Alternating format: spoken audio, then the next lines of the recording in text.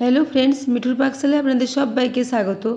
আজ আমি 2 কাপ চিড়া ও কিছু ভেজানো ছোলা দিয়ে ভীষণই হেলদি ও টেস্টি একটা রেসিপি আপনাদের সাথে শেয়ার করছি। এই জন্য মেজারিং কাপ মেপে এখানে 2 কাপ পরিমাণে চিড়া নিয়ে নিয়েছি। এরপর চিড়াটাকে একটু জল দিয়ে পরিষ্কার করে ধুয়ে নেব। এই জন্য এখানে একটু বেশি করে জল দিয়ে দিলাম। 2 গ্লাস পরিমাণে জল দিয়েছি। এরপর চিড়াটাকে পরিষ্কার করে ধুয়ে জলটা ফেলে দেবো।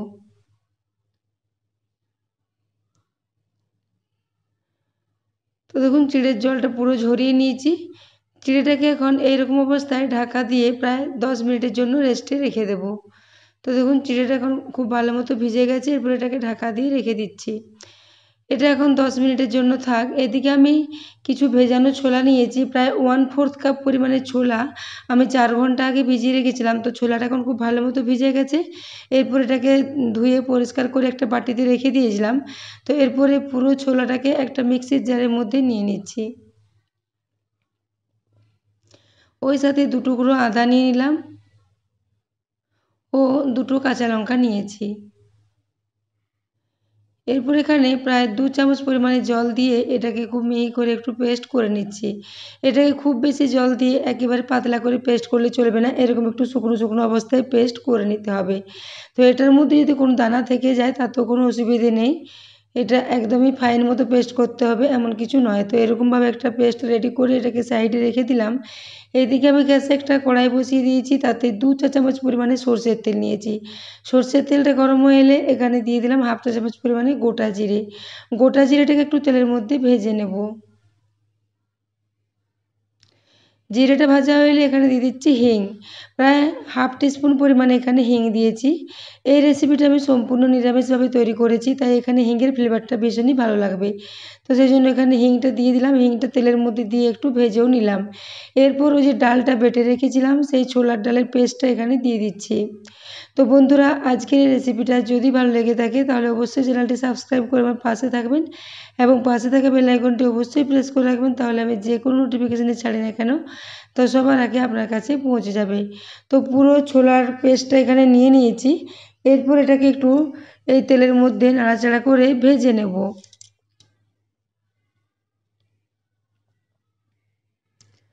তো গ্যাসের ফ্লেমটা এখন একদম লোতে করে দিয়েছি। লো ফ্লেমে এটাকে প্রায় 1 থেকে 1.5 মিনিট পর্যন্ত একটু নাড়াচাড়া করে নিয়েছি। এরপর এখানে কিছু মশলা দিয়ে দেব।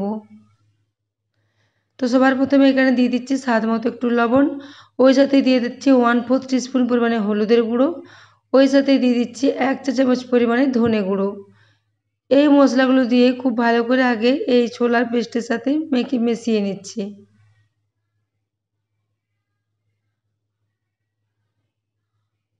তো দেখুন এটাকে মিশিয়ে নিলাম, মশলাগুলো সব এখানে মিশিয়ে নিয়েছি। তারপর এটাকে এইভাবে প্রায় 2 থেকে 3 মিনিট পর্যন্ত একটু নাড়াচাড়া করে ভেজে নেব এবং ভাজতে ভাজতে ক্রমশ এই ডালের পেস্টটা শুকিয়ে আসবে এবং অনেকটাই ঝরঝরে মতো হয়ে রেডি হয়ে যাবে। তো দেখুন এটা এখন প্রায় 3 মিনিট পর্যন্ত আমি এটাকে একটু লো ফ্লেমে ভেজে নিয়েছি। এটা এখন খুব ভালো মতো শুকিয়ে অনেকটাই ভালো মতো ফ্রাই হয়ে গেছে। এরপর সবশেষে এখানে 10 থেকে 12টা কারি পাতাকে ছোটো টুকরো করে কেটে রেখেছিলাম, সেই কারি পাতার টুকরোটা এখানে দিয়ে দিয়েছি। এরপর কারি পাতাটা দিয়েও খুব ভালো করে আবারও 2 মিনিটের জন্য এটার সাথে একটু মিশিয়ে এটাকে ভেজে নিচ্ছি। তাহলে এই কারি পাতার ফ্লেভারটা এর মধ্যে খুব ভালো মতো মিশে যাবে। তো এটা এখন খুব ভালো মতো ফ্রাই হয়ে গেছে এবং সব কিছু খুব ভালো মতো রেডি হয়ে গেছে। তো দেখুন এটা এখন একদমই ঝরঝরে হয়ে গেছে। এরপর এটাকে গ্যাস থেকে নামিয়ে ঠান্ডা হওয়ার জন্য রেখে দেবো।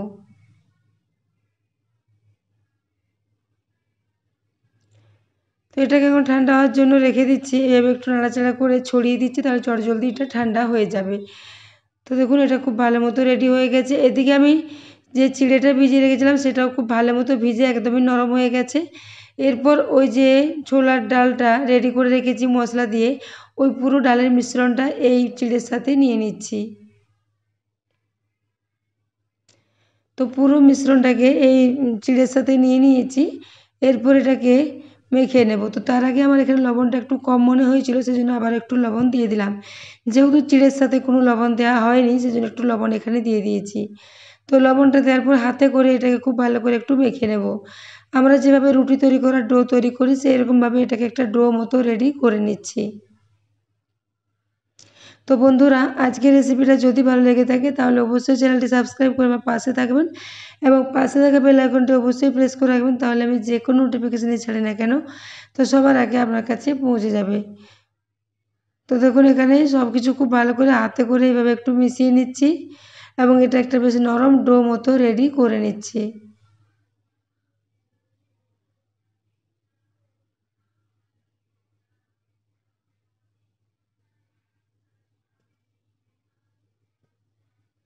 তো দেখুন এটা এখন বেশ ডো মতো রেডি হয়ে গেছে।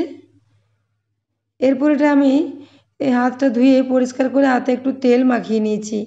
এরপর এখান থেকে আমি বেশ ছোটো ছোটো আকারে কয়েকটা টিক্কির মতো করে এগুলোকে রেডি করে নেব। তো তার জন্য দেখুন কিছুটা পরিমাণ মিশ্রণ হাতে নিয়ে নিলাম। এরপর এটাকে হাতে করে প্রথমে একটু গোল গোল করে এটাকে একটু চ্যাপ্টা চ্যাপ্টা করে টিক্কি আকারে রেডি করে নিচ্ছি। তো দেখুন মিশ্রণটা খুব ভালো মতো রেডি হয়েছে, ভীষণই নরম আছে এবং খুব ভালো মতো এটা সেট হয়ে গেছে। এটা একদমই টিক্কিগুলো ফেটে যাবে না, খুব ভালো মতো এটা রেডি হয়ে যাবে। তো দেখুন এইভাবে আমি একটা টিক্কি এখানে রেডি করে নিয়েছি।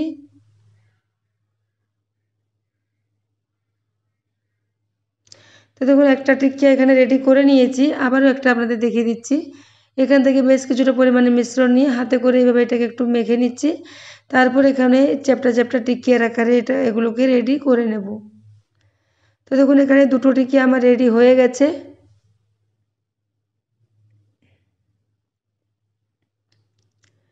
তো দুটো রেডি হয়ে গেছে, এইভাবে আমি সবগুলো রেডি করে নিয়েছি। দেখুন সবগুলো একই সাইজের করে রেডি করে নিয়েছি। এদিকে গ্যাসে আমি একটা তাওয়া বসিয়ে রেখেছি, তাওয়াটা এখন খুব ভালো মতো গরম হয়ে এসছে।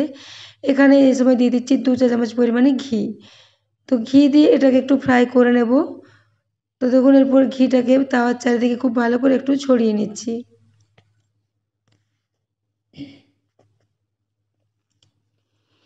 এরপর ওই যে টিকিয়াগুলো রেডি করে রেখেছিলাম সেই টিকিয়াগুলো একে একে এই ঘিয়ের মধ্যে দিয়ে দিচ্ছি। তো বন্ধুরা আজকের এই রেসিপিটা আপনারা সকালে ব্রেকফাস্টে বা বাচ্চাদের স্কুলের টিফিনে বা বিকেলের দিকে স্ন্যাক্স হিসেবে ওটাকে বানিয়ে নিতে পারেন। ভীষণই হেলদি ও টেস্টি একটা রেসিপি। ছোলার ডাল অনেকেই খেতে চান না, কিন্তু ছোলা যদি এইভাবে রেডি করা হয় পোহার সাথে তাহলে এটা খুব ভালো মতোই রেডি হয়ে যায়। তো দেখুন এভাবে আমি এটাকে প্রায় নিচের দিকটা এখন 1.5 মিনিট পর্যন্ত মিডিয়াম ফ্লেমে একটু ফ্রাই করে নিয়েছি। এরপর উপর থেকে আবার একটু করে ঘি দিয়ে দিলাম। তো এরপর এটাকে উল্টে দিচ্ছি।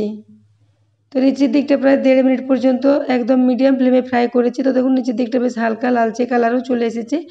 এরপর সবগুলোকে এইভাবে উল্টে দিচ্ছি। তো বন্ধুরা আজকের রেসিপিটা ভীষণই হেলদি ও টেস্টি একটা রেসিপি এবং ভীষণই সহজ পদ্ধতিতে এটা তৈরি হয়ে যায়। বাড়িতে থাকা কয়েকটা উপকরণ দিয়ে রেডি হয়ে যায়। তো আজকের রেসিপিটা কেমন লেগেছে কমেন্ট করে জানাতে ভুলবেন না এবং রেসিপি ভালো লাগলে অবশ্যই একটা লাইক করে দেবেন। তো দেখুন এরপর আমি উল্টে পাল্টে এগুলোকে প্রায় 5 থেকে 6 মিনিট ধরে সময় নিয়ে একটু লালচে করে ফ্রাই করে নিচ্ছি। তো বন্ধুরা রেসিপি যদি ভালো লেগে থাকে অবশ্যই আপনাদের বন্ধুদের সাথে একটু শেয়ার করে দেবেন এবং রেসিপি ভালো লাগলে অবশ্যই একটা লাইক করে দেবেন। তো দেখুন এগুলো খুব ভালো মতো ফ্রাই করে নিয়েছি উল্টে পাল্টে। এরপর এগুলোকে একটা প্লেটের মধ্যে তুলে নিচ্ছি।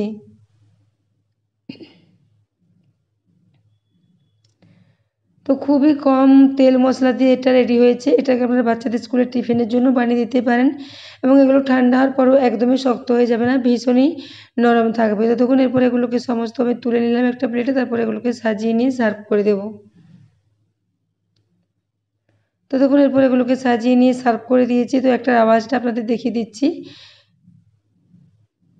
উপরটা ভীষণই মচমচে এবং খাস্তা মতো রেডি হয়েছে এবং ভেতরটা খুবই নরম। তো এগুলো গরম গরম সার্ভ করলে এরকম ভীষণই খাস্তা মতো থাকবে। তো দেখুন এরপর এগুলোকে আমি একটা ভেঙে দেখিয়ে দিচ্ছি। দেখুন ভীষণই খাস্তা ও মুচমুচে একটা রেসিপি। তো বন্ধুরা আজকের রেসিপিটা এতক্ষণ পর্যন্ত দেখার জন্য আপনাদের অশেষ ধন্যবাদ। আবারও চলে আসবো নিত্য নতুন কোনো রেসিপি নিয়ে। ততক্ষণের জন্য সবাই সুস্থ থাকবেন।